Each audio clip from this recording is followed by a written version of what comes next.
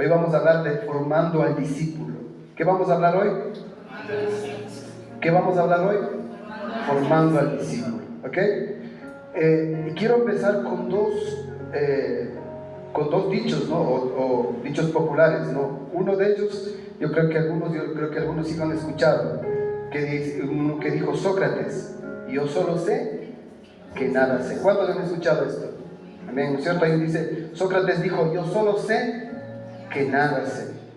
Y otro que dijo Carlos Cueva, que estaba viendo, me gustó mucho, y escuchen lo que dice este dicho: la vida es tan buena maestra que si no aprendemos una lección, te la repite.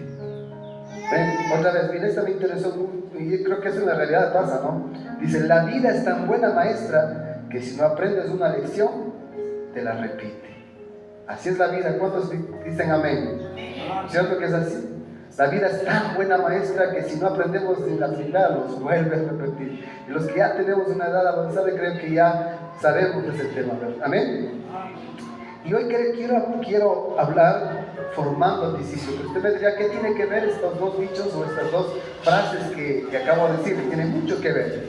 Y a medida que vamos abriendo la palabra de Dios, vamos a entender lo que significan estas. Yo sé que nada sé, y la otra es, la vida es tan buena maestra que cuando te da una lección, si no la aprendes, la vuelve a repetir. Amén. Entonces, miren, todo discípulo o todo aprendiz, toda persona cristiana o no cristiana, creyente o no creyente, en la vida va a formarse en tres aspectos fundamentales. ¿Sí?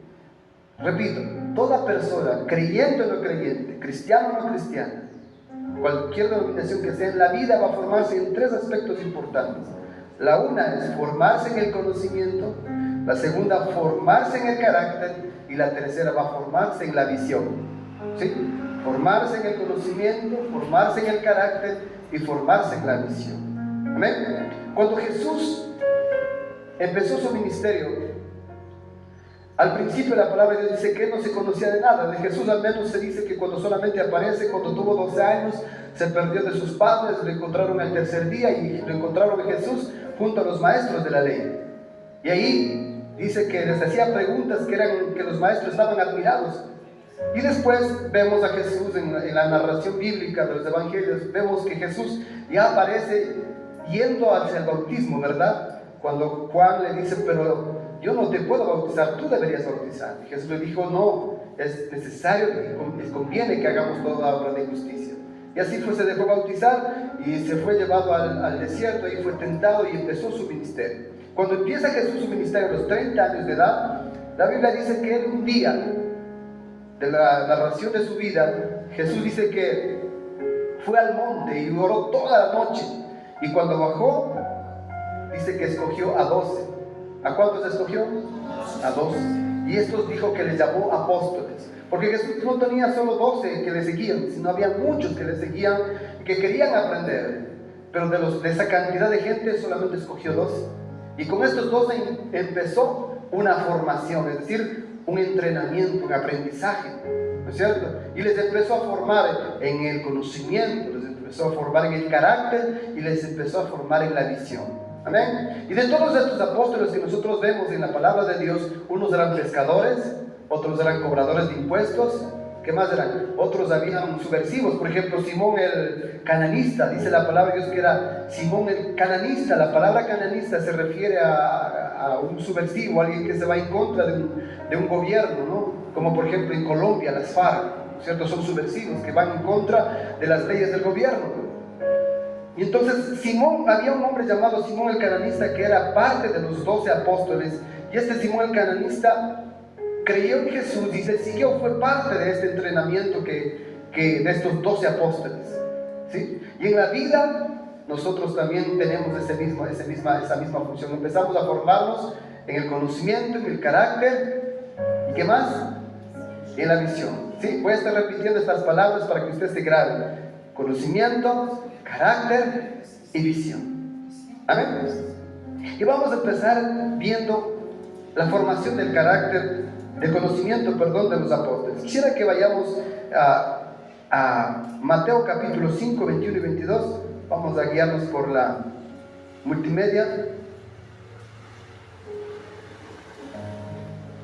Mateo 5, 21 y 22. Dice: han oído que a nuestros antepasados se les dijo: no asesines. Si cometes asesinato quedarás sujeto a juicio. Siguiente. Pero yo digo, aun si te enojas con alguien, quedarás sujeto a juicio. Si llamas a alguien idiota, corres el peligro de que te lleven ante el tribunal. Y si maldices a alguien, corres peligro de caer en los fuegos del infierno. Amén. Jesús empieza dándoles un nuevo conocimiento a sus apóstoles. Y no solamente los apóstoles, porque cuando hablaba en público, no solamente compartía este conocimiento con sus apóstoles, sino que con toda la gente que estaba a su alrededor. Mientras Jesús hablaba, los apóstoles aprendían. Y en una de ellas, cuando está enseñando en el libro de Mateo, dice: oíste que fue dicho que cualquiera que mate es culpable de juicio. Y cuando Jesús dice: pero yo os digo que cualquiera que se enoje contra su hermano, el siguiente versículo, quedará sujeto a juicio. Si llamas a alguien idiota, corres peligro de que te lleven ante el tribunal, y si maldices a alguien, corres peligro de caer en los fuegos del infierno. Para los apóstoles y discípulos que estaban ahí, esto era nuevo. No habían escuchado nunca eso, porque cuando usted revisa el libro del Antiguo Testamento, el libro de Levíticos, Deuteronomios, donde habla específicamente de la ley de Moisés, habla de esto: no matarás, dice en los 10 mandamientos. Y cualquiera que mate será culpable de juicio. Pero Jesús da un nuevo conocimiento y les empieza a entrenar y les empieza a formar en el conocimiento, en el nuevo conocimiento, y les dice: no solamente matar, apuñalar, disparar a una persona, matarle físicamente, sino dice: cualquiera que se enoje y en el enojo empiece a maldecir, y el enojo empieza a decir idiota, incluso a maldecirle, cualquiera que haga eso también es culpable de juicio. Y entonces cuando los apóstoles y discípulos escuchan, dicen: oh, ¿y eso? ¡Qué raro! Nosotros pensábamos que solamente era matar, apuñalar, y eso era simplemente. Sí, pero Jesús les dice: yo les digo que cualquiera que se enoje contra su hermano o maldiga, también es culpable de juicio. Y en muchas de estas situaciones nosotros hemos también cometido errores, ¿verdad? Antes de que nosotros fuéramos formados en el conocimiento por la palabra de Dios, o quizá todavía tenemos la costumbre de que cuando nos enojamos, o a veces nos sucede en la mañana cuando estamos apurados, nos levantamos demasiado tarde y tenemos que mandar a los niños, y que apúrate lento, que apúrate y tal y cual, y que muévete, y nos enojamos, nos disgustamos, ¿verdad? Y a veces, si yo he escuchado en muchos hogares que les tratan mal a los niños, o quizá entre esposos se tratan mal. ¿Por qué? Porque quizá no hay ese conocimiento, porque todavía no está ese conocimiento en la mente o en el pensamiento de los discípulos. Cuando Jesús habla de esto, que Jesús está entrenándoles y formándoles ¿en qué? En el conocimiento. Esto es un nuevo conocimiento para los apóstoles, los discípulos. Amén. Y cuando Jesús dice: vayan y hagan discípulos, Jesús lo que está diciendo: vayan y fórmenles en el conocimiento, háganles entender que ahora ya, si usted se enoja o maldice, ahora no es solamente que no pasa nada, sino que dice que hay una consecuencia a ese enojo y a esas palabras de maldición. Un juicio, dice. Amén. Amén. Mira lo que dice Mateo 5, 27, más adelante, el versículo 27. El versículo 27 dice: ¿han oído el mandamiento que dice: no cometas adulterio? Siguiente. Pero yo digo que el que mira con pasión sexual a una mujer ya ha cometido adulterio con ella en él. ¿En dónde? Mire, Jesús está enseñando, va a haber una serie de cosas que Jesús va a enseñar, y una de ellas, y otra cosa que Jesús dice: ustedes han oído, no deben cometer adulterio. Jesús está refiriéndose a los 10 mandamientos, y otros de los mandamientos dice: no cometas adulterio. Si sabemos que es cometer adulterio, ¿no es cierto? Es acostarse con otra persona que no es mi esposa o mi esposo, eso es adulterio. Pero Jesús dice: pero yo les doy un nuevo conocimiento, que cualquier persona, hombre o mujer, que mire a un hombre o una mujer con deseos sexuales, ya cometió adulterio. ¿En dónde? En el corazón, aquí. Así que no es solamente la relación física o el contacto físico que tiene un hombre y una mujer, el adulterio, sino también es en el corazón. Y este nuevo conocimiento que los apóstoles escuchaban cambió totalmente su forma de pensar y su conocimiento. Amén. Igual para nosotros era anteriormente, quizá cuando no conocíamos a Cristo, para nosotros era tan fácil ver cosas que no debíamos ver, y era normal, todo el mundo lo hacía. Es más, si nosotros vamos al tema de la juventud, usted va a ver que hay muchos, que el tema del Ministerio de la Salud, por ejemplo, incluso en algún momento hizo una campaña de educación sexual regalando preservativos y dando a entender de que podía tener relaciones sexuales así, como si fuera animales, como si fuera, bueno, tiene relación sexual y no pasó nada. Pero Jesús dice, no solamente eso es adulterio, sino también mirar a un hombre o una mujer con deseos sexuales. Cambió el conocimiento, formó el conocimiento. Dios ha formado nuestro conocimiento y Dios quiere formarnos del conocimiento porque nosotros somos sus discípulos. Usted y yo somos discípulos ¿de quién? De Jesús, ¿no es cierto? Discípulos de Cristo. Ahora, Jesús habló del enojo. Ahora Jesús habló del adulterio. Miren lo que dice Mateo 5:38. Más adelante en el siguiente versículo, 5:38. Han oído la ley que dice que el castigo debe ser acorde a la gravedad del daño. Ojo por ojo, diente por diente. Siga. Por ello os digo, no resistáis a las personas. Si alguien te da una bofetada en la mejilla derecha, ofrécele también la otra mejilla. Adelante, siga adelante. Si te demandan ante el tribunal y te quitan la camisa, dales también el abrigo. Si un soldado te exige que lleves su equipo por 2 kilómetros, llévale 2. Sí, dales a los que se pidan y no les des la espalda a quienes te pidan prestado. Ahora miren, imaginémonos en el contexto en que está diciendo Jesús esto. Jesús está hablando en un contexto en el cual estaban siendo gobernados por el Imperio Romano. Y Jesús les dice, si alguien te da una bofetada en la mejilla izquierda o derecha, muéstrale también la otra. En el tiempo en el que Jesús estaba diciendo esto era absurdo. Porque todo el pueblo de Israel lo que buscaba es quitarse de encima el yugo romano.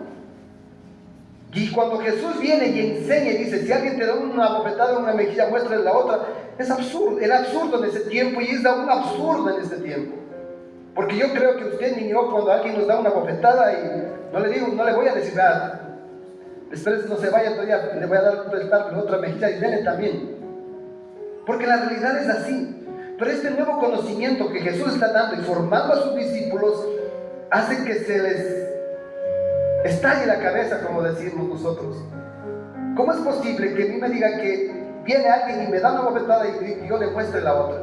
Y no solo eso, Jesús empieza a decirle, si alguien te obliga a llevar 1 kilómetro su carga, no solo lleva 1, llévale 2.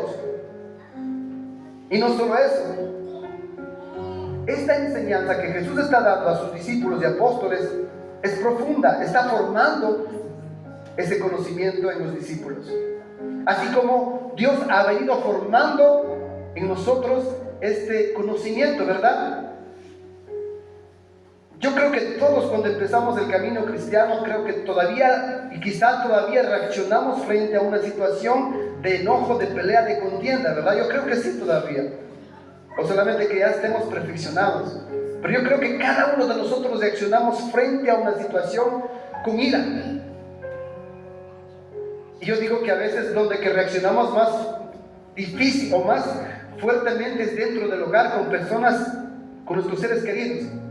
Porque cuando nos están afuera a veces nos contenemos, ¿verdad? Y decimos, quisiera decirle todo esto que siento, pero resulta que no lo decimos, nos aguantamos. Pero cuando estamos en el hogar, con nuestra esposa, con nuestros hijos, nos despapallamos y les decimos cosas que no debemos decir.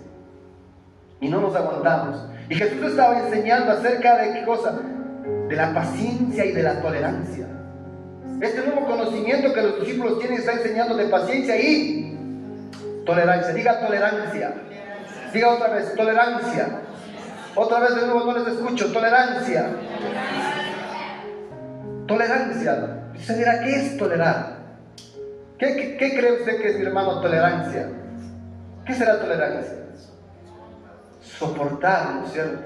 Aguantar. Me da ganas de decirle un montón de cosas porque está equivocado, está errado lo que está diciendo, pero me aguanto, como nosotros decimos, me trago, pasa por ahí, grueso, pero no es cierto. Y Jesús dice, si alguien te ayuda a llevar 1 kilómetro, llévale 2. Si alguien te da una bofetada, muéstrale la otra. Si alguien te pide algo prestado, no se lo niegues. Este conocimiento moldea el pensamiento y el conocimiento del cristiano, así como moldeó el pensamiento y el conocimiento del discípulo y de los apóstoles que en ese tiempo andaban.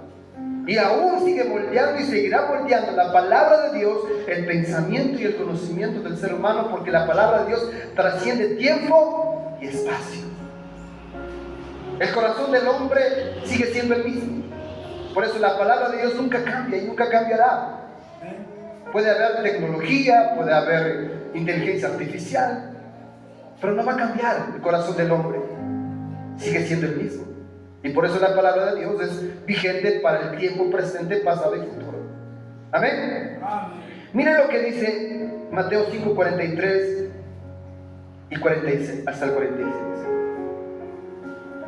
¿Han oído la ley que dice, ama a tu prójimo y odia a tu enemigo? Pero yo os digo, ama a tus enemigos, ora por los que te persiguen. De esa manera estarás actuando con verdadero hijo de tu Padre que está en el cielo. Pues Él da la luz de su sol tanto a los malos como a los buenos, y envía la lluvia sobre los justos y los injustos por igual. Amén. El 46 dice, si solo amas a quienes te aman, ¿qué recompensa hay Él por eso? Hasta los corruptos, cobradores de impuestos, hacen lo mismo. Amén. Otra cosa que Jesús habla, tocó la parte profunda del corazón del hombre, el amor. Diga conmigo, amor. La palabra de Dios, refiriéndose al amor, dice que la ciencia se acabará, las profecías se acabarán, las lenguas cesarán, pero el amor prevalecerá y permanecerá.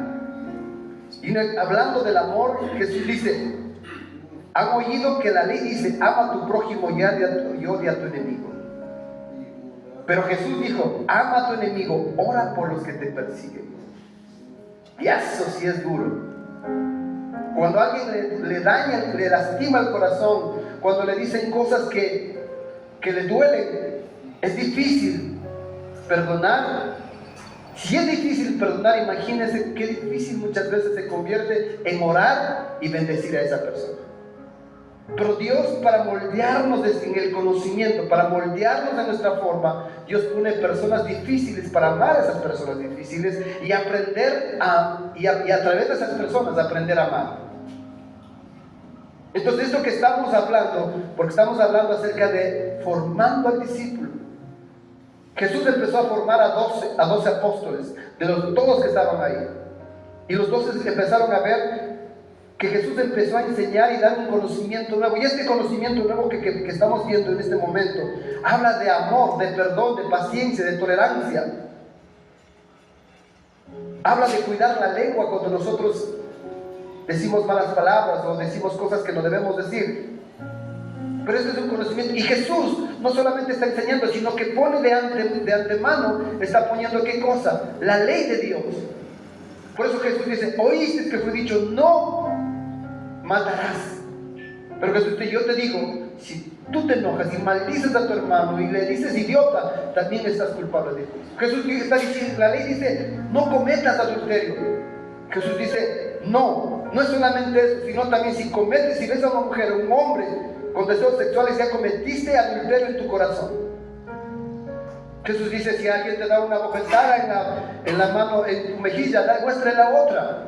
Esto es un nuevo conocimiento que revolucionó y golpeó duro en la mente y en el pensamiento de los discípulos. Y hoy día es lo mismo. ¿Por qué? Porque en lo natural no sucede muchas veces eso. Ni aún en las personas que somos cristianos, que decimos que venimos a una iglesia, muchas veces no sucede eso. Porque para eso se necesita tolerancia, se necesita forjarse un poco más en las cosas de Dios. Por eso cuando nosotros en el pastorado se habla, dice, nosotros quisiéramos tener líderes formados, quisiéramos tener líderes maduros, ¿Sí? ¿Por qué? Cuando hagamos un ejemplo, cuando usted, los que somos padres de familia, los que son padres de familia, cuando son pequeñitos, ellos van aprendiendo poco a poco muchas de las cosas que nosotros ya sabemos y que hemos pasado por ese mismo proceso. Y cuando les enseñamos el conocimiento de alguna cosa, por ejemplo, yo hago el ejemplo con mi hija, por ejemplo, la pequeñita Emi, que tiene 5 años. Cuando le digo, cuando ella que no sabe, por ejemplo, no sabía cómo empujar la puerta y prender el foco, que algo tan sencillo que se ve, tuve que enseñarles de esta manera: empuja la puerta, dé la vuelta a la manija y prenda, o subas en un banquito y subas. Esto se vuelve un conocimiento nuevo para ella. Y a medida que va aprendiendo y haciéndolo repetidas veces, se vuelve ¿qué? Un hábito. Y este hábito construye un carácter. Amén. Entonces, al principio le cuesta. Y para el cristiano es lo mismo. Para el que está en Cristo, para el que empieza, para el que tiene quizá pocos meses en el Evangelio, para el que está 5 años, 3 años, 20 años, 30 años, quizá resulta difícil muchas áreas de estas. Porque imagínense, si alguien viene y me da una bofetada y mostrar la otra, va a ser difícil. Pero que usted, hermano, usted ya es pastor. Pues que usted, hermano, usted es líder. Sí, pero vivo en esta carnalidad. Quizás todavía no he sido formado en esa área. Y Dios quiere que seamos formados. Amén. Porque estamos hablando de la formación del discípulo. Hemos visto a breves rasgos de lo que es la formación en el conocimiento. Hay mucho conocimiento e información que Dios le dio a los discípulos en su momento y en su debido lugar. Y esto es un proceso de aprendizaje todo el tiempo, ¿no es cierto? Todo el tiempo aprendemos cosas, a veces cosas en la universidad, en el diario vivir, en el hogar, ¿no es cierto? Aprendemos constantemente. Pero también a medida que vamos aprendiendo, escuche, hermano, vamos a ser formados en el carácter. Diga carácter. ¿Qué es carácter? Se dice que carácter es la fuerza que yo tengo para dominar mi temperamento. ¿Amén? Repito, se dice que el carácter es la fuerza que yo tengo para dominar mi temperamento. Una vez me acuerdo que recibí una clase en la universidad, dice que nosotros tenemos diferentes temperamentos. Hay unos que se llaman temperamento flemático, otro temperamento sanguíneo, y otro temperamento que no me acuerdo, son 3 o 4, si no me acuerdo. Los que me acuerdo de los dos, del sanguíneo y del flemático. Recuerdo que me decían que el que tiene temperamento sanguíneo es de estos que nosotros decimos fosforito. Se prende con la primera que le dicen, o está viendo la televisión y la esposa le dice: "Ve, amigo, deme comprando el paquete". "Ah, no me moleste, estoy ahorita en el fútbol". ¿Pero por qué? ¿Por qué se enoja? Es que no me molesta, ¿no es cierto? Entonces, diferentes temperamentos de acuerdo al contexto y a la cultura en la que estamos viviendo. Por ejemplo, si usted le escucha a Yokoi Kenji, uno de los japoneses, este japonés dice que los japoneses desarrollan tanto su carácter que un japonés, cuando usted le pega una bofetada, él no dice no reclama, dice que tiene tan fuerte el carácter que él se tranquiliza y le pregunta: ¿y por qué me pegas? Pero si fuera aquí en Latinoamérica o aquí, si alguien me pega, ¿qué sale? Sale que a mí me vienes a molestar. Y a mí no me molesta así, fa, como el Kiko le pega al Chapulín, ¿ha visto? Pin, y abajo. Entonces, ¿qué significa? Que tiene carácter débil, porque no sabe dominar su temperamento. Y cuando Jesús vino y enseñó a sus discípulos, empezó a moldearle su carácter. Y quiero que veamos una parte de la palabra de Dios en Mateo 10:9. Y hay muchos ejemplos, pero quise tomar este de Mateo 10:9. No lleven nada de dinero en el cinturón, ni monedas de oro, ni de plata, ni siquiera de cobre. No lleven bolso de viaje con una muda de ropa, ni con sandalias, ni siquiera lleven un bastón. No duden en aceptar la hospitalidad, porque los que trabajan merecen que se les dé alimento. Esta parte de la palabra de Dios se refiere cuando Jesús escogió a 70 hombres y les mandó de 2 en 2 a una comisión. Les dijo: vayan y preparen el camino, porque yo voy a visitar estas aldeas también a predicar. Así que cuando vayan allá, y les mandó con una misión de preparar el camino para Jesús. Pero cuando los apóstoles y los discípulos que seguían a Jesús escucharon esta comisión, yo pienso que en ese momento se alegraron, dijeron: bravo, ahora nos manda, ahora sí vamos a hacer lo que hemos querido, hablar de nuestro Mesías. Pero les da una orden, les dice: no lleven ni oro, ni cobre, ni lleven otra muda de ropa, no lleven sandalia, váyanse tal cual están. Entonces yo pienso que muchos de los discípulos, por ahí saltó un Judas, por ahí saltó un Mateo, y Mateo, que era cobrador de impuestos, dijo: pero ¿cómo? ¿Nos vas a mandar y qué vamos a comer, pues? Y si me da frío, incluso Jesús les dijo: no lleven ni siquiera una túnica. Y entonces, si en el frío, y si nos coge la noche, ¿y dónde dormimos? Ustedes sabían que el carácter del hombre, del ser humano, se forma cuando hay presión más. Es como cuando el oro, ¿no es cierto? Cuando el oro, entre más le mete el fuego, entre más le procesa, es más puro. ¿Sabía que usted y yo, cuando trabajamos a presión, somos más formados en el carácter? Porque tenemos que aprender a resolver. Diga: resolver. Cuando usted aprende a resolver en medio de la presión, usted está formando su carácter. Y yo estoy formando mi carácter cuando aprendo a resolver en medio de la presión. Y Jesús les mandó a los apóstoles, dijo: vayan, pero no lleven nada, ustedes resuelvan. Y es cuando uno empieza a formarse, dice: ¿y ahora cómo?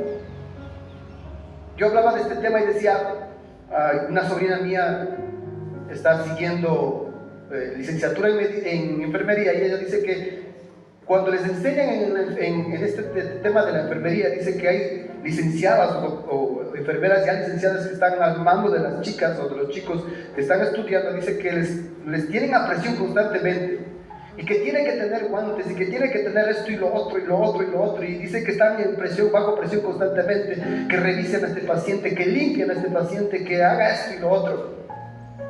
Y si alguna cosa se equivoca, usted le presionan y le presionan y le presionan. Y cuando hablaba conmigo decía: pero hija, eso nos forma. Porque cuando ya tenemos paz, entendemos de que nosotros hemos aprendido a resolver problemas en medio de la presión. Y eso sucede, por ejemplo, con las mamitas.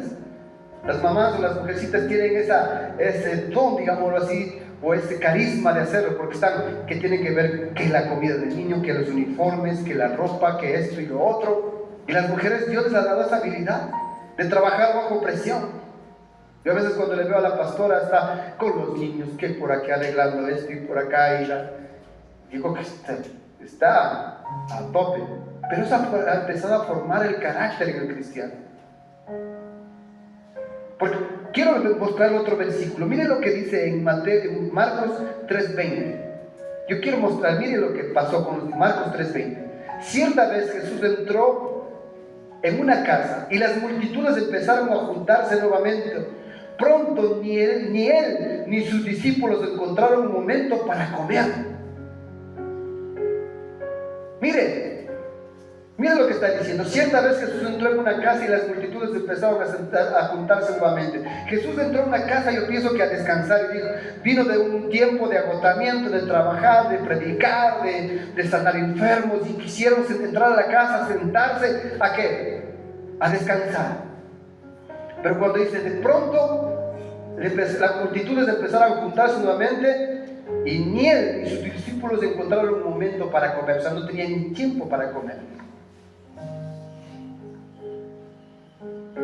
Y cuando lee la carta de Pedro, cuando lee la carta de Pablo y la carta de los apóstoles que estaban con Jesús, usted va a ver que los apóstoles dicen que nosotros somos más que vencedores por medio de aquel que nos amó.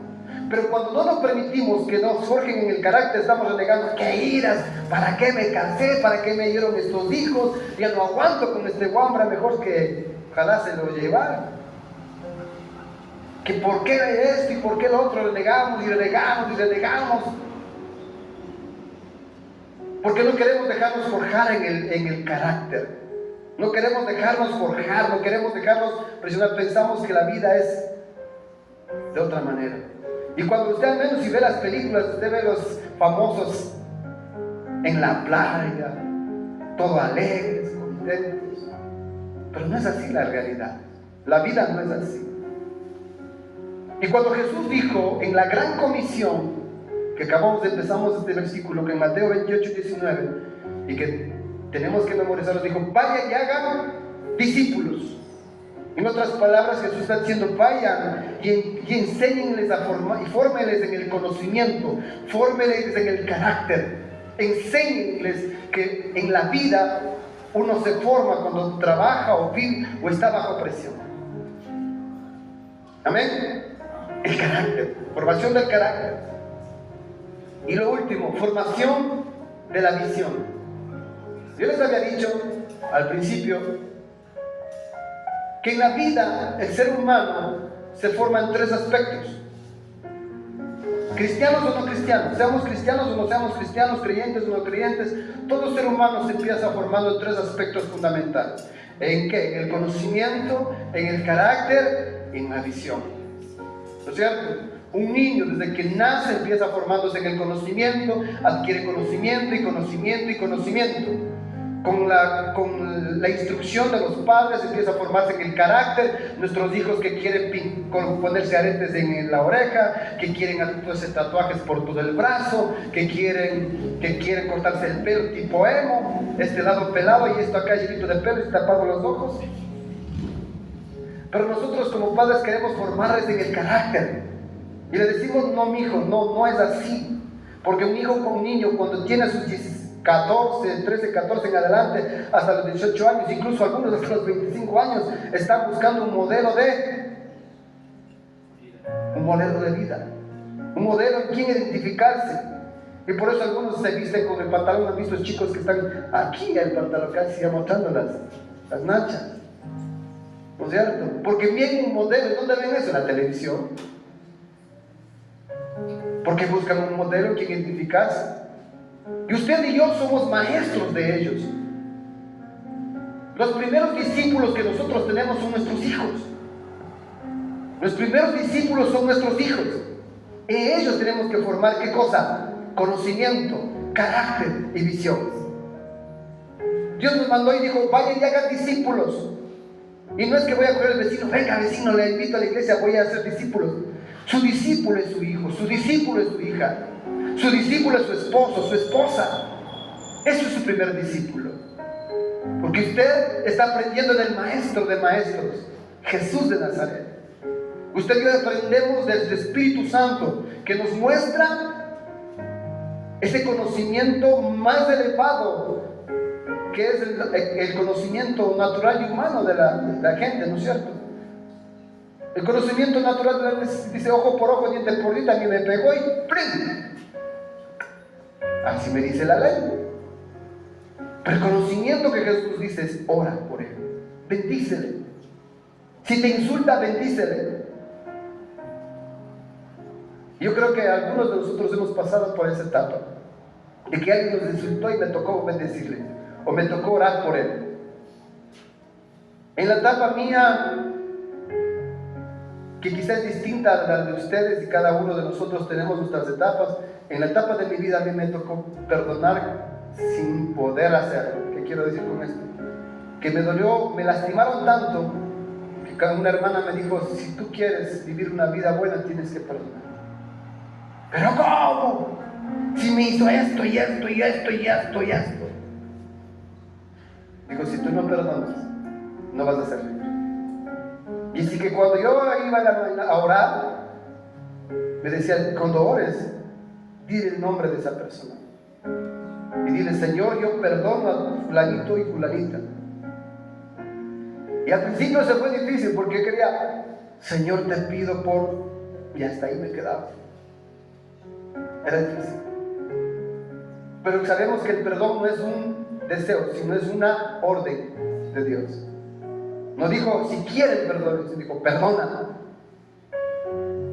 Y en esa área y en muchas áreas más, Dios nos ha formado en el carácter, en el carácter, en el conocimiento. Y Dios quiere también formarnos en la visión. Diga visión. Amén, en la visión.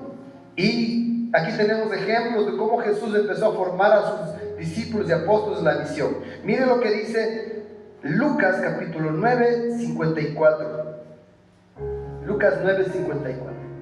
Cuando Santiago y Juan vieron eso, le dijeron a Jesús: Señor, ¿quieres que hagamos bajar fuego del cielo para que los consuma? Entonces Jesús se volvió a ellos y los reprendió. ¿Y qué les dijo? Así que siguieron de largo hacia otro pueblo. Hasta ahí nomás, hasta el periodo. Miren, Jesús cuando les mandó a los 70, unos 2 de sus discípulos entraron a Samaria. Y ellos empezaron a decirle que el Mesías iba a llegar ahí a hablarles del reino. Y los discípulos y los samaritanos dijeron: no, nosotros no queremos hablar de nadie. Y los echaron. Van donde Jesús y le dicen: Jesús, en Samaria, en esa aldea, dice, no nos quiero recibir. Y miren lo que dice, vuelvan al anterior. Más. Ahí, Jesús y ellos, Santiago y Juan les dijeron: Jesús, Señor, ¿quieres que hagamos bajar fuego del cielo para que los consuma? Se enojaron tanto que dijo: ahora estos que no quieren recibirte, que les caiga un rayo. ¿No es cierto? ¿Cuánto nos ha pasado a nosotros como cristianos? Que la vecina no nos fía, que se le queme la tienda, ¿verdad? ¿Por qué? Porque no nos fió. Y miren lo que dice Jesús en el siguiente versículo, que dice: entonces Jesús se volvió a ellos y los reprendió. ¿Por qué les reprendió? Porque ellos no estaban mirando con los ojos espirituales. Ellos simplemente, a raíz de su enojo, de su ira, dijeron: queremos pedir que mande fuego Dios del cielo. Pero Jesús, ¿qué dijo? Yo no he venido para destruir, yo he venido para salvar. La visión de ellos era destruir, pero la visión de Jesús era salvar. Por eso dice que nosotros en este tiempo estamos bajo la gracia, porque Dios está dando la oportunidad a los hombres para que vengamos a los pies de Cristo y que pidamos misericordia y Él nos salve. ¿No es cierto? Pero a veces cuando estamos enojados, a veces en el enojo quisiéramos muchas cosas malas. Veamos lo que dice Juan 13:4. Juan capítulo 13:4. Así que se levantó de la mesa, se quitó el manto, se ató una toalla a la cintura, siguiente, y echó agua en un recipiente. Luego comenzó a lavarles los pies a los discípulos y a secárselos con la toalla que tenía en la cintura. Sigan. Cuando se acercó a Simón Pedro, le dijo: Señor, tú no me vas a lavar los pies a mí. Sigan. Jesús contestó: ahora no entiendes lo que hago, pero algún día lo entenderás. No, protestó Pedro, jamás me lavarás los pies. Si no te lavo, respondió Jesús, no vas a pertenecer. Sigan. Entonces lávame también las manos y la cabeza, Señor, no solo los pies, exclamó Simón Pedro. Sigan.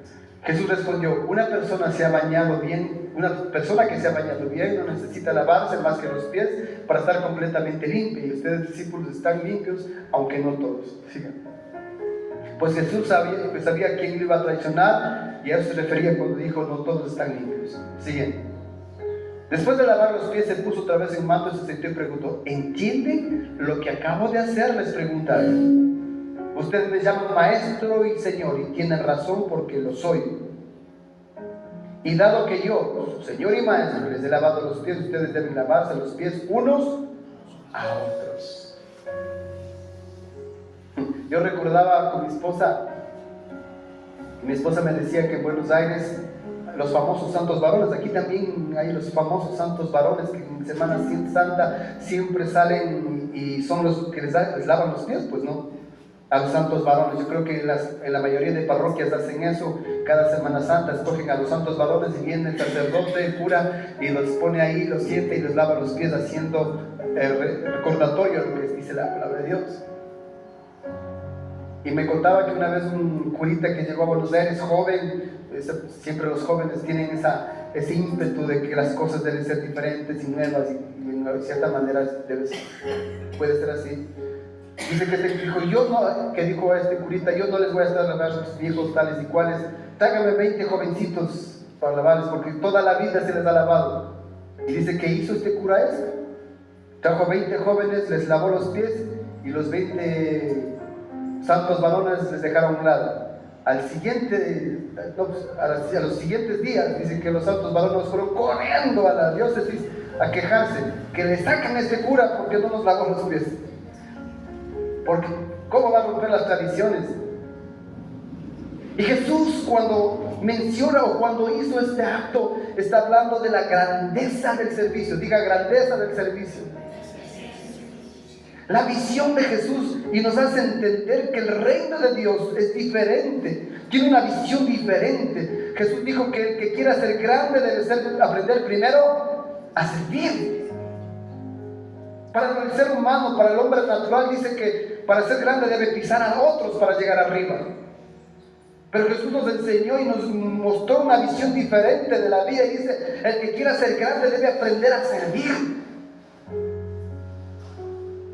Y eso es lo que nosotros debemos enseñar a nuestros hijos, a nuestra generación, aprender a servir. Porque si usted ve más adelante, Jesús también dijo en otra ocasión, el que se humilla, si saben o no saben, no está leyendo la Biblia, ¿ve? Se les coge. El que se humilla será exaltado, enaltecido, y el que se exalta será humillado. Y Jesús enseñó la grandeza del servicio, una visión diferente. Cuando Pedro le iba a lavar los pies, cuando Jesús le iba a lavar a los pies a Pedro, le dijo, no me laves los pies. Y Jesús dijo, ustedes me llaman maestro, y en verdad lo soy. ¿Entienden lo que les acabo de hacer? El servir, el ponerse a disposición de Dios. Pero usted preguntará, ¿qué será servir? ¿Qué será servir? ¿Qué será servir? Nadie nos sabe servir. ¿Qué será servir?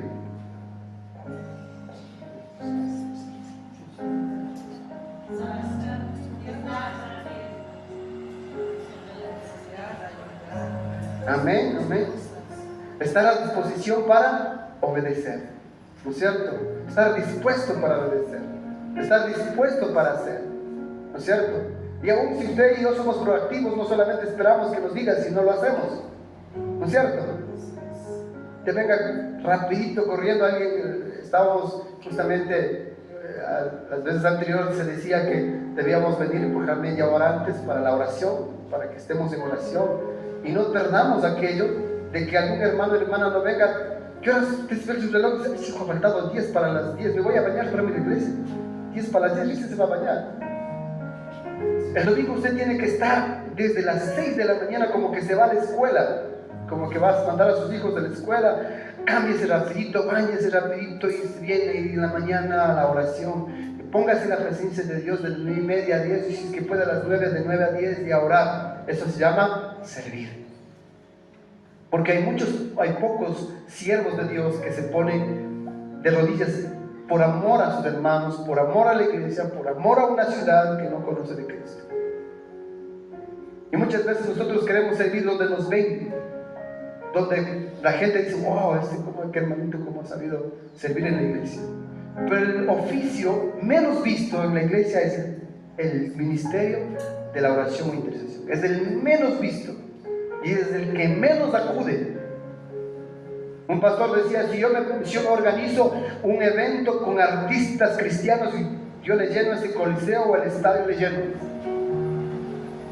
Si yo hago seminarios de la familia, de jóvenes, de niños o de lo que sea, yo lleno.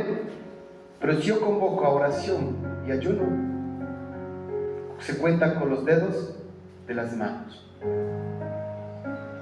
Pero Jesús dijo, enseñó la grandeza del servicio. Y el servicio es este: venir a orar, invitar a un amigo, buscar, enseñar a nuestros hijos esto que estamos aprendiendo, de servir a Dios. Amén. Amén. Si estamos aquí, denle un fuerte aplauso a Dios para ver si está vivo. Gloria a Dios. Gloria a Dios, la gloria y la honra sean para nuestro Dios. Cuando Jesús enseñó la grandeza del servicio, estaba mostrando una visión diferente de la vida. Una visión, una forma de entender diferente la vida. ¿Sí? Por eso incluso la famosa Madre Teresa de Calcuta, y que siempre se menciona incluso en los discursos políticos, ¿cuál es? ¿Sabe cuál es esa famosa frase? Amén. El que no sirve para vivir, no sirve para vivir. ¿Así está bien? El que no vive para servir, no sirve para vivir. Amén. Y ella lo demostró no solamente con palabras, sino que fue una mujer que Dios levantó para poder servir a muchos. Y no en una ciudad, sino en una nación que es sumamente pobre, el África. Porque Dios ama al que obedece, al que busca servir. Y quiero que vayamos un versículo más. Mateo 6:20. Mateo 6:20, un versículo más. Dice, almacena tus tesoros ¿en dónde? ¿En dónde dice que almacena su tesoro?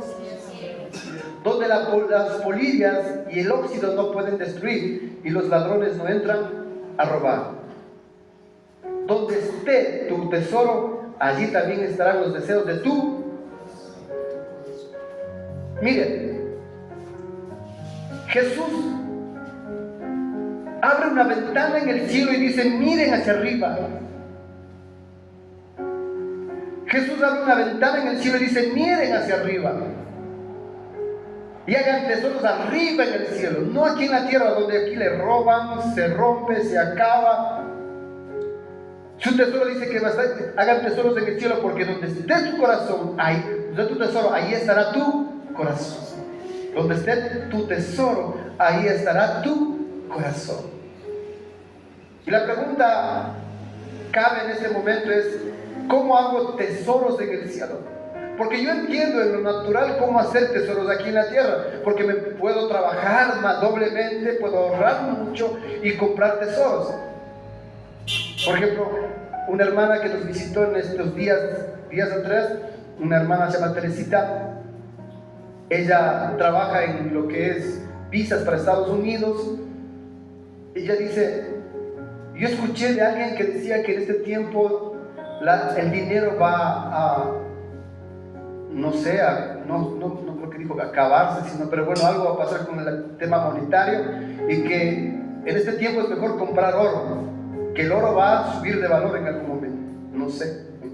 Pero mucha gente compra oro, compra cosas materiales para guardarlas. Los gobiernos a nivel mundial tienen sus reservas de oro, ¿sí o no? Nosotros tenemos nuestras reservas de oro, que cuando no sé, hasta donde yo sepa, que no creo que les vendieron, todavía tenemos. Y la mayoría de países tienen sus reservas de oro.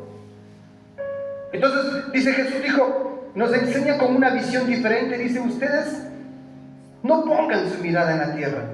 Porque si hablamos de cosas materiales, si yo tengo una casa de 3 pisos, con el tiempo, si yo me muero, se va a quedar. Si tengo hijos, mis hijos le venderán, no le venderán, y se acabará.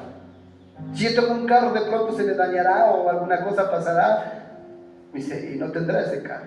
Si tengo mi esposo o mi esposa, de pronto se irá, se morirá, se irá con el otro, con la otra, no sé. Mis hijos, tengo mis hijos que amo tanto, que ojalá no le topen, cuidado, una mosquita se le pare porque le va a dañar la piel de mi bebé. No sabemos si mis hijos se van, se casarán, se irán a otros países, a otra ciudad por trabajo. Y como sabe decir mi suegro, sabe decir, chita, la vida es así. Empezamos 2, terminamos 2. Empezamos 2, terminamos 2, y así es la vida. El orden de la vida es así. Empezamos 2 y Dios nos da esa gracia de estar esposo y esposa juntos. Podremos ver a nuestros hijos crecer, casarse, tener sus hijos. Pero ya lejos de nuestros hogares, no con nosotros. Quien se queda somos ella y yo, o él y ella, nadie más. Entonces, yo aferrarme, o usted aferrarse como hijo de Dios a una persona, a un hijo, a un esposo, una esposa, a cosas materiales, Jesús dice no. Su visión debe cambiar, porque primeramente Dios dice que no somos eternos en esta tierra. La eternidad está en el cielo. Hasta una canción hay de quién, de Segundo Lucero. ¿Se han escuchado? Nadie es eterno, ¿no es cierto? Ni teniendo un corazón. ¿Qué significa entonces? Que por ende nosotros somos eternos, nuestra alma es eterna, nuestra vida es eterna. Y como es una vida eterna, no podemos amarrarnos a cosas materiales. No puedo amarrarme. Es que mi esposo, es que si se muere mi esposa, yo me muero con ella. O si mi esposo se muere, yo también voy atrás. Cuando nosotros empezamos a tener esa visión de lo celestial, nuestro corazón se libera y se llena de paz y de gozo y de alegría. Porque ya no estoy presionado porque me voy a perder este negocio, porque voy a perder a mi familiar. Ya no estoy presionado. Vivo alegre y digo gracias a Dios por el tiempo que me permites disfrutar de mi familia, de mi esposo, de mis hijos, de mis padres. Gracias, Señor, por el carro que tú me das para poder disfrutar. Gracias por la casita, aunque sea un cuchito, un cuartito ahí para poder vivir con mi familia. Porque esa es tu gracia, es tu bondad, Señor, es tu fidelidad. Pero si usted se amarra, usted y yo nos amarramos a eso, vamos a sufrir. Los ricos dicen quieren más. Los ricos quieren más riquezas. Los pobres anhelamos riquezas. Pero finalmente todo el mundo quiere algo material. Pero cuando tenemos la visión que Jesús nos da, Jesús dice, hey, muchachos, no miren hacia adelante, miren arriba, arriba. Ustedes hagan tesoros en el cielo, dijo Jesús. Y por eso la pregunta era, ¿cómo yo hago tesoros en el cielo?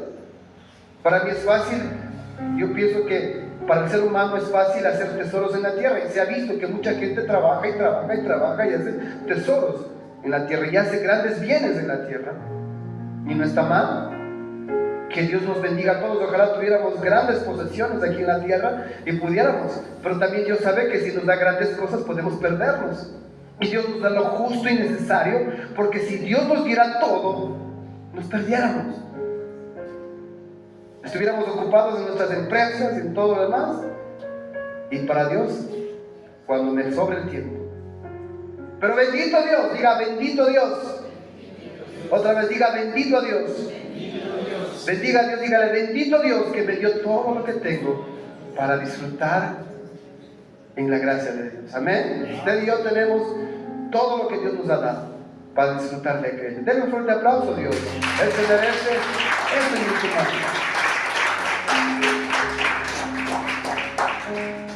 Hacer tesoros en el cielo es empezar a acumular todo mi esfuerzo, mi trabajo, mi tiempo. ¿Para qué? Para empezar a hacer tesoros en el cielo. Y cuando usted y yo empezamos a hablarle a mi vecino, a mi amigo, a mi hijo, a mi hija, a mi esposo, a mi esposa, cualquier persona que no conozca de Cristo, y empiezo a discipularlo, y empiezo a formar en él conocimiento, carácter y visión, estoy ganando un alma para Cristo, y esa alma es un tesoro en el cielo.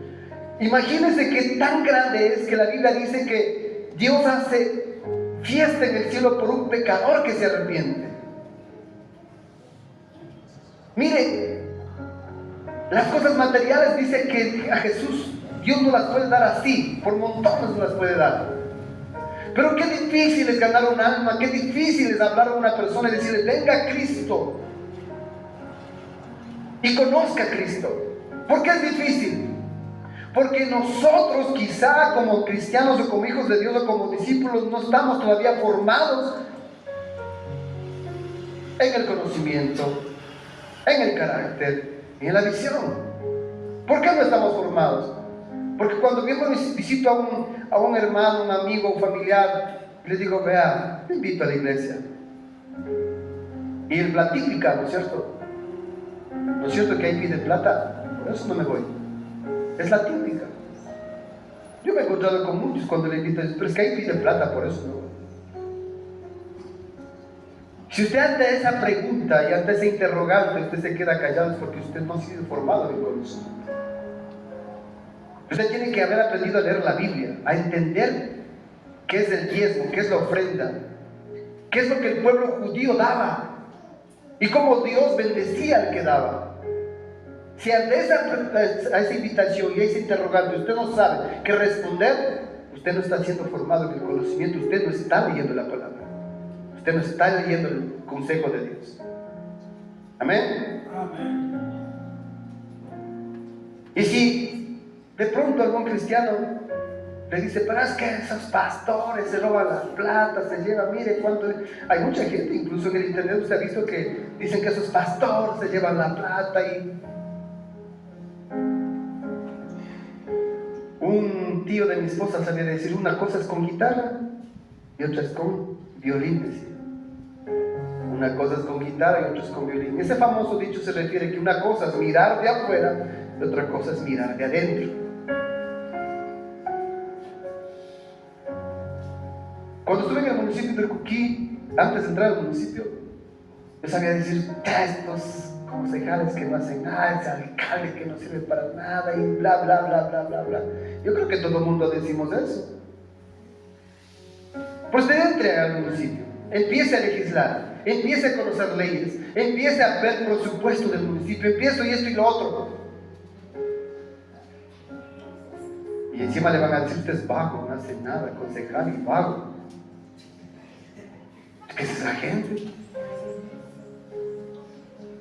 Entonces, otra cosa es estar adentro, metido adentro, mirando cómo se hace una ley,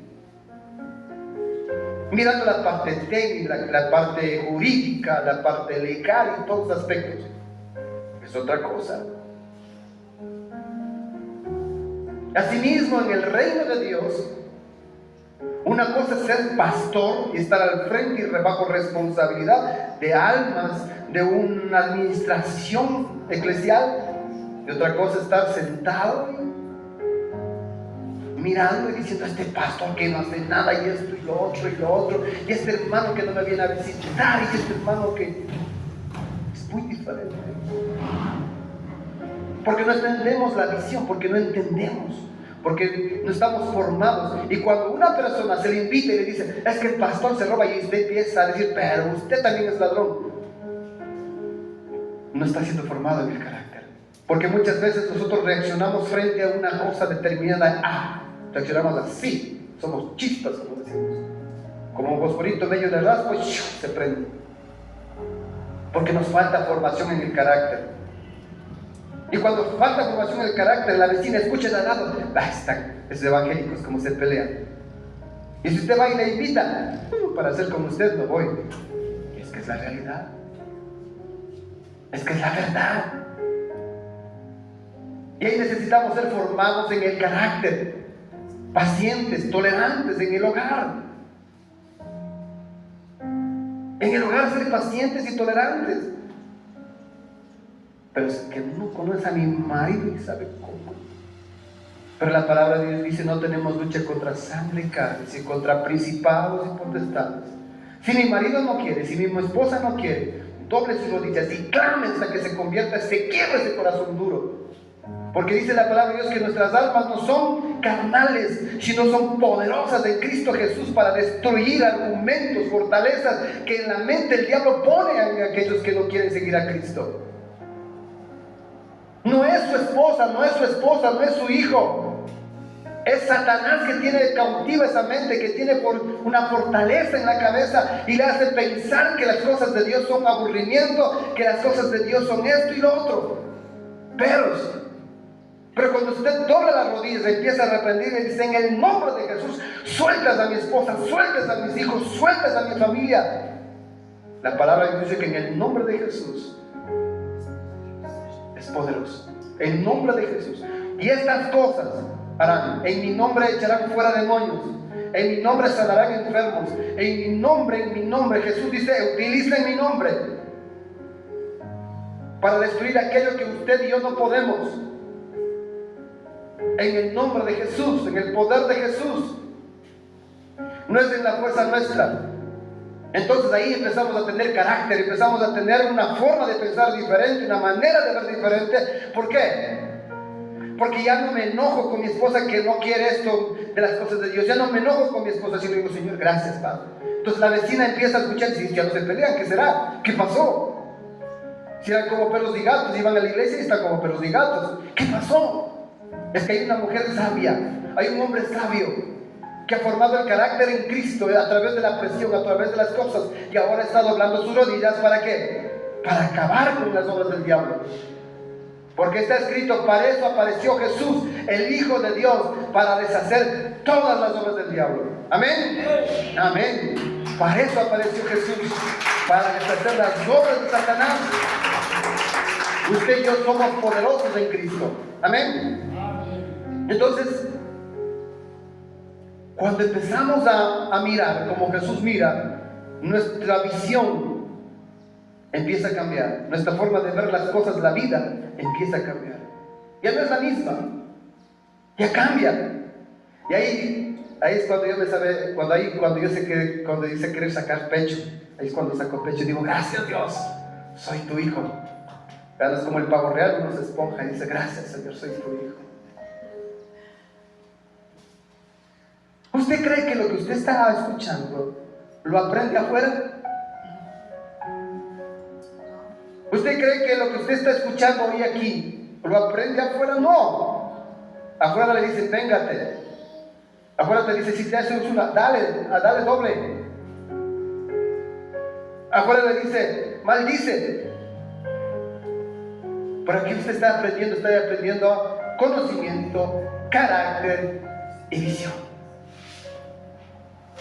Y eso trasciende no solamente a su conocimiento, a su carácter, a su visión, trasciende a sus generaciones, sus hijos, los hijos de sus hijos, sus nietos, sus bisnietos, sus tataranietos, hasta 1000 generaciones.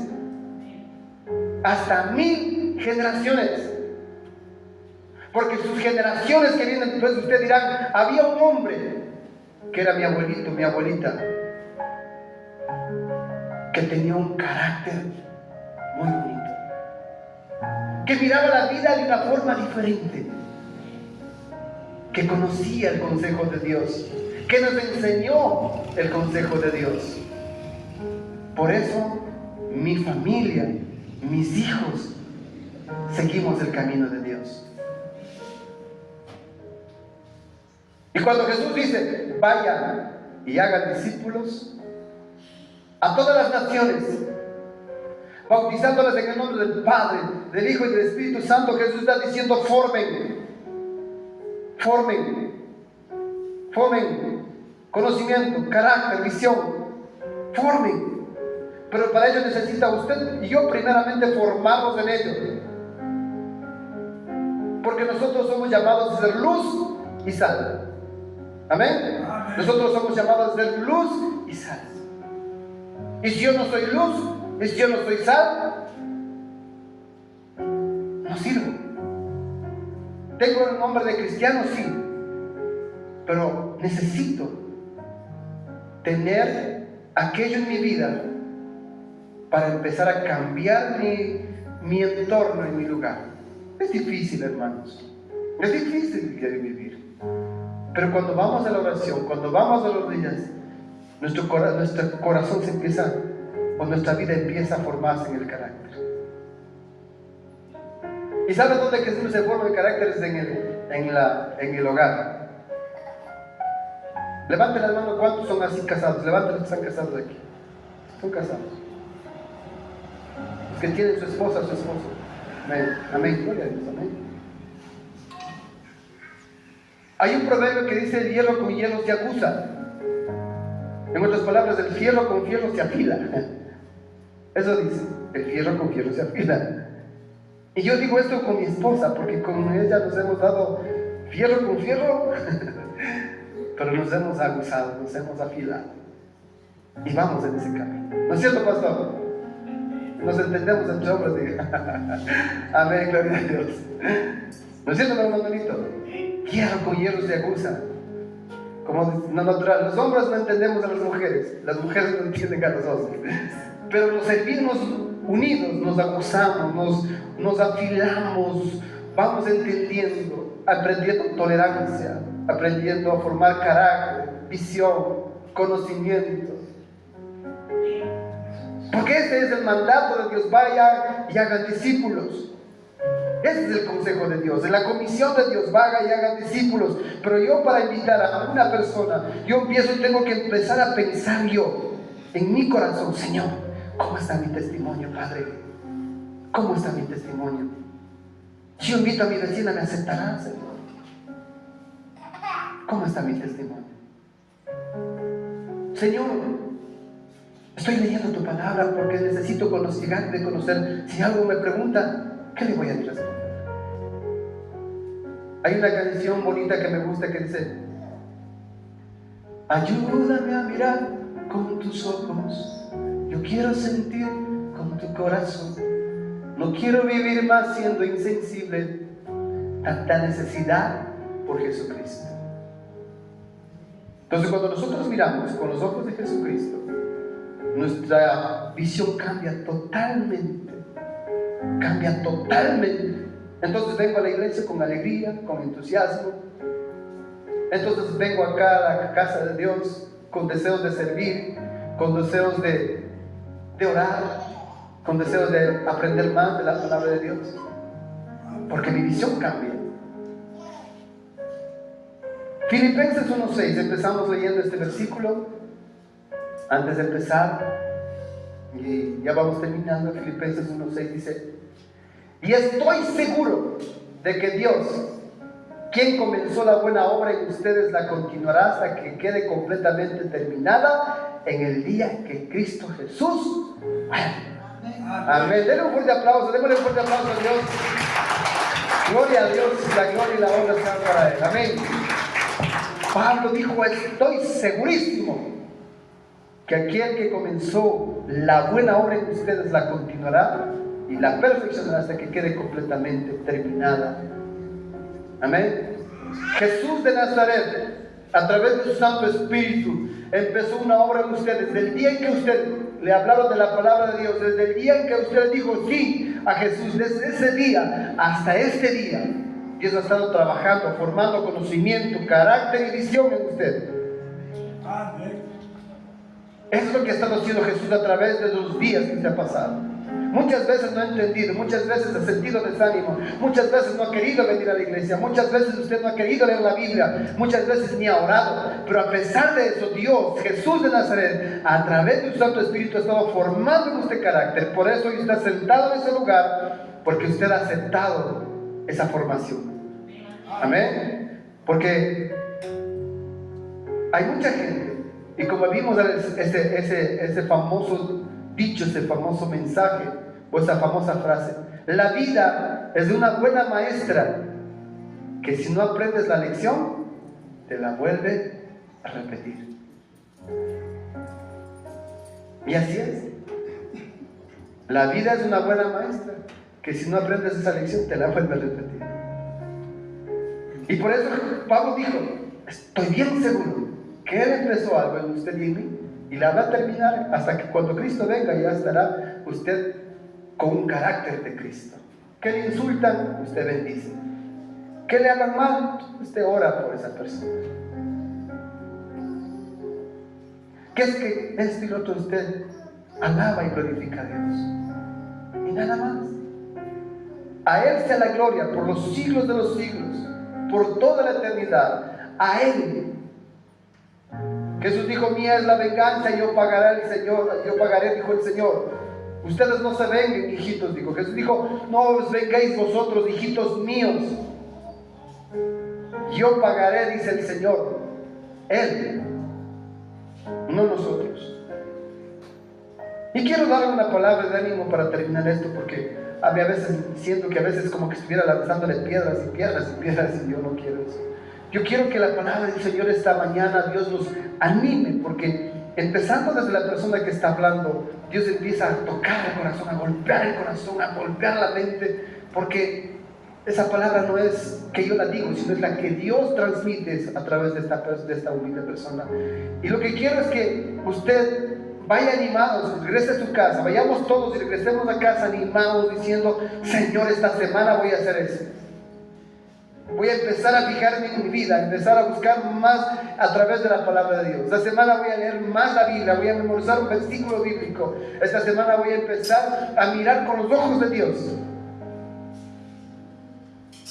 Y voy a ser formado en el carácter, Señor. Voy a ser un poco más paciente. A veces mi esposo me hace enojar, pero Señor, quiero que tú me des esa fuerza para yo poder resistir.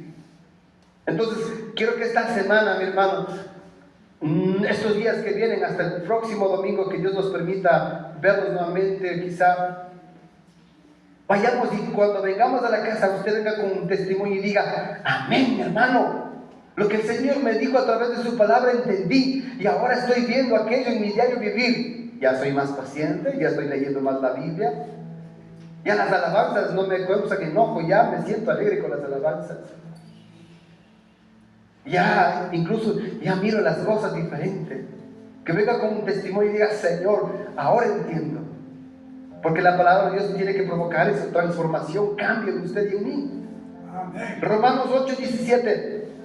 Vamos a terminar. Romanos 8:17 y 18. Así que, como somos sus hijos, ¿qué somos nosotros? ¿Qué dice que somos? ¿Cuántos quieren una herencia? Los milloncitos, ¿verdad? Los verdes. Dice: de hecho, somos herederos junto con Cristo. ¿De qué cosa? De la gloria de Dios. Dice: pero si vamos a participar de su gloria, ¿qué dice? Ya no me gustó, no hay. Como que ya no me gustó ese tema, como que ya no me gustó. Hasta arriba estaba bonito, y al final ya no me gustó. Porque dice que si yo soy heredero de la gloria de Dios.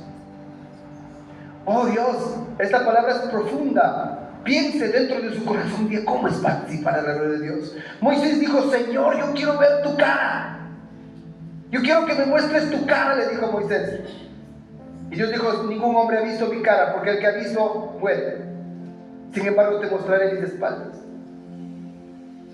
No tenemos idea, hermano. Usted y yo no tenemos idea. En este mundo no hay un hombre o mujer que entienda qué es la gloria de Dios. Usted y yo tenemos un pequeño conocimiento de, podemos decir, la gloria de Dios. Como una comparación, el sol. Usted mirar el sol de frente no lo podemos. ¿Por qué? Porque nos ciega.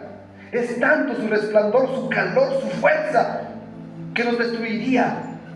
Y Jesús dice: nosotros somos herederos de esa gloria, es decir, vamos a estar en la gloria, en la presencia misma de Dios, cerquita. No como Moisés dijo: muéstrame tu gloria, muéstrame tu rostro. Dice que nosotros vamos a ver la gloria de Dios. Amén. Dice, la gloria de Dios. Pero si vamos a participar de esa gloria, también tenemos que participar del sufrimiento. Porque solo los valientes arrebatan el reino de Dios. El cobarde, el que dice: no, aquí está difícil, esto está feo, mejor ya no voy a esa iglesia. No me saludaron, no me abrazaron. Me acuerdo una vez una hermana que decía: yo me fui de la iglesia porque no me puso ese aceite, esa cosita que pone en la cabeza, era el aceite que nos ungíamos. Entonces, ¿qué? Debemos participar del sufrimiento. Porque usted y yo vamos a sufrir. Y de hecho sí, muchos de nosotros hemos sufrido y seguiremos sufriendo. Pero mira lo que dice el siguiente versículo. Sin embargo, lo que ahora sufrimos no es nada. Diga: nada. No es nada, diga. ¿Comparado con qué? Que Él nos revelará más adelante. Amén. Amén, gloria a Dios. Démosle un aplauso a Dios. Gloria a Dios. Dice que lo que nosotros sufrimos hoy como cristianos en el proceso de formarnos en el conocimiento, en el carácter y en la visión, dice que ese proceso es pillos, es nada. no tiene ninguna valor en comparación a esa gloria inmensa de Dios. No se compara con nada. Lo que Dios tiene preparado para usted, para mí, es tan grande. La gloria de Dios es tan grande que usted y yo nos olvidaremos de cosas materiales, de todo. Solo querremos adorar al Dios que nos formó y nos dio vida. Amén. Así que, mis hermanos, animémonos, dice la palabra de Dios, unos a otros en el amor del Señor, y exhortándoles y exhortándonos unos a otros en que busquemos este conocimiento, en que busquemos y miremos con los ojos de Dios. Esta semana, mis hermanos, tenemos que hacer un compromiso, no con el pastor, ni conmigo, ni con nadie, sino con el Dios verdadero. Un compromiso de que usted se mantendrá firme en la fe, se mantendrá firme en buscarle a Dios. Levantémonos en la madrugada, levantémonos en la madrugada a buscar a Dios. Una horita, media horita. Hagamos tiempo para leer la Biblia. Hagamos un día de ayuno y oración. Hágalo en su casa. Esa es la vida del cristiano. Si usted no lo está haciendo, usted está faltando al amor de Dios. Si Jesús dio toda su vida, el amor por usted, ahora su parte es dar su tiempo para conocerle más y más. Y esta es la vida eterna, dijo Jesús, que te conozcan a ti, oh Padre Dios, y a Jesucristo a quien te enviaste. Y esta es la vida eterna. Amén. Vamos a ponernos de pie, mis hermanos, y a darle gracias a Dios por esta preciosa palabra.